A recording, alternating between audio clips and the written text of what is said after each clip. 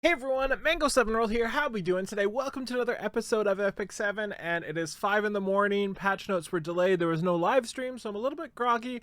Apologies for that. I'll try to get everything right. And let's just jump right into this. First off, we have the video reward chest password reveal. And to note, I haven't seen any of this yet. This literally just came out. I've got the tabs open and that's it.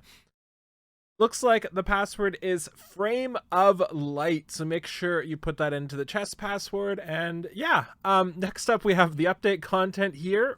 Again, haven't read these, haven't seen Giselle yet, but I know we have the preview. We've got the arena season schedule announcements here. We've got a side story with Piera and the Tempest Surin. This is a rerun, right? I think it's just a rerun. I'm pretty sure. Yeah. Then we have the event equipment here. It is a good set. That's a good sign. And it's pretty good subs as well. Speed, crit chance, attack, health. Can't really get too much better than that. Pretty happy with that. It's 75 though, which is a little unfortunate. But definitely try to upgrade this. Even people with exceptional gear that have been playing a while probably want to try just for some speed shenanigans here. We then have gotta make sure this is visible. There we go. Okay. We then have drop rate up for Flan and Unseen Observer. I swear we had another Flan recently, which is kind of surprising here. We have the rank up pack 2. Yep. By the way, if you're ever spending money, use Amazon coins with my link down there below. Not only does it help the channel, it also saves you 20% and helps maintain that monthly sponsorship with Amazon coins for me, which really amazingly, brutally, wonderfully helps the channel. Those were all not really good adjectives for that, but you understand. And then we have 8 Eining story stuff, hero recommendations. Cool. All of this is basically just saying that we've got a filler week until the week after, which is absolutely fine. Although, you know, December, I would like to see some sort of Christmas starting around now, at least snow or something like that. So a little bit, sorry, I want to make sure everything's on the screen so y'all don't yell at me there. I think it's all now. Yeah, so I guess all those stuff here. Yeah, okay. So let's actually look at Giselle now. This is what we're all here for. This is what I'm here for anyway. And let's go. To note, I might have to cut out some of this depending on the music they use because K-pop does not mess around when it comes to copyright. You're tripping. If you thought I'd go easy on you. Did you say you're tripping?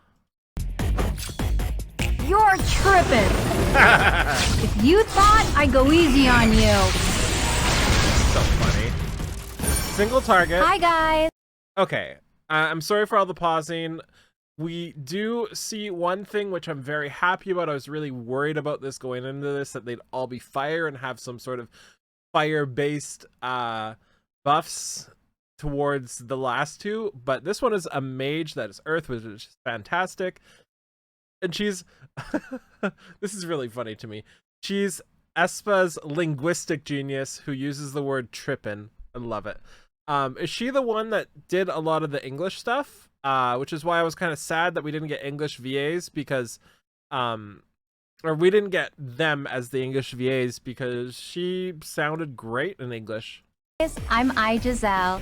Whatever language you speak, I'm sure we can be great friends. To note again, sorry for all the pausing. This is the problem with doing it live because I have so many thoughts as we go through this. Listen to the recording here. At least in headphones, I'm not sure how you're listening to it, but the quality of this recording is a little bit unfortunate. Speak, I'm sure we can be great friends. Definitely unfortunate, especially for like a K-pop collab. Yeah, so let's take a look at this. Okay, so we now have some stuff here. So 1300 attack, no effectiveness as well, and self imprint attacks. So this is going to be a damage dealing mage.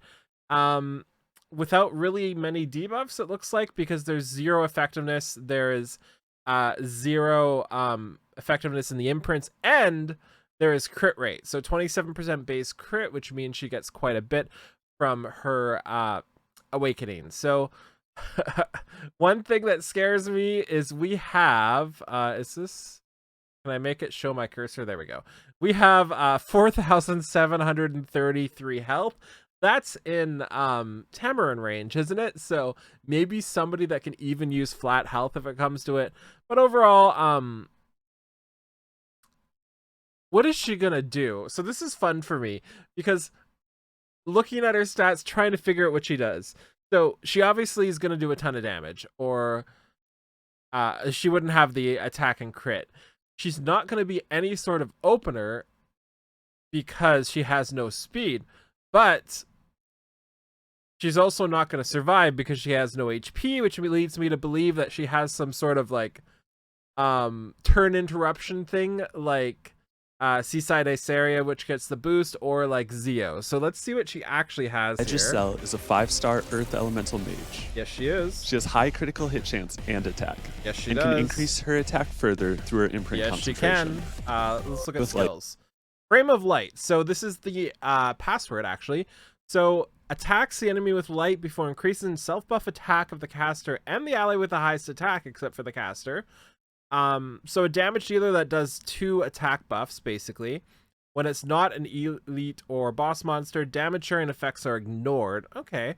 And when the enemy is defeated, grants an extra turn. So that's really fun to me because anytime stuff does extra turns after killing, I know I'm going to have fun with them because of Guild War, only 3 units, killing 1 then 2, like I would with Luna. But it also means I have to... she has to be better than Luna for me to really use her in that sort of thing. So let's take a look at Frame of Light again. When the enemy is defeated, grants an extra turn to the Frame, caster. she's doing the picture thing. Okay. 25,000 on a chew. So that's really cool. Okay, so I actually see this here, and it kind of makes sense why she's low speed in a little way, because we have amplifies the effect of combat readiness increase the caster receives by 50%. At the start of the turn has a 100% chance to dispel 1 buff. So that's pretty sweet, but you also have to give her a CR boost, right? This doesn't just count as the CR she gains naturally, does it? This is only combat readiness boosts? I'm actually really curious about that. How does that work? Because, like, obviously if you boost somebody like 50% CR and she gets amplifies the effect. So if she gets 50% CR boost, she'll get 75% instead, right? But if she boosts up 1% CR naturally, does that mean she gets 1.5? Really curious. That's a big difference otherwise. Skill 2, Linguistic Wisdom. Let's see what they say. Amplifies the effect of combat readiness increases the caster receives by 50%. At the start of the turn, has up to a 100% chance to dispel 1 debuff. My turn. Okay. Skill 1, Surge. Okay. So attacks the enemy and increases combat readiness of the ally with the highest attack, except for the caster by 10%. Oh, it doesn't buff the caster. I was thinking you could do something like a counter set to boost her up. Interesting. Surging Light. Attacks the enemy and increases And then it's got combat the readiness health of the ratio ally with the damage. highest attack, except for the caster, by up to 15%. So she's not gonna go 1-2 Damage dealt kill increases somebody proportional like to the Luna target's would. current health ratio. When 10 soul is consumed, increases damage dealt. Yeah. She won't do enough damage to 1-2, I don't think. What does Frame of Light do here? So when attacking with a single attack, increases damage dealt by a single attack by 16%. And when the enemy is defeated by a single attack, it gains 10 souls. Okay, that could be useful. So you'd have a way to use this instead of tag ALs and get the 1-2 punch. How many souls was the burn? Hopefully it was just 10. It was just 10 as well. So that's really cool. That's a way you can do this without having to bring tag ALs. That's awesome. I do like that. I do like that a lot. So let's just kind of see how she works in this battle. These are super boring, but I just want to see what this looks like here. Not In their fear showcase. death. Seizing victory is seizing the future. Okay, Can you decrease even attack, reach but me? she's gonna get rid of that herself. You're stuck. Give me 3 seconds. And this will boost. Let's do this. This will boost You should have her, been more careful. and then she I gets a can't ton of take it CR from anymore. that. She goes. looks like Oh, did she just snap? Someone needs a little Oh my god, I love tougher. snappers. It's And then showtime. that dies there. Then she burns and almost kills the Arrowell. Okay. Oh, she does kill it in To this win version. this, She didn't you kill it in the shouldn't last have come one. here.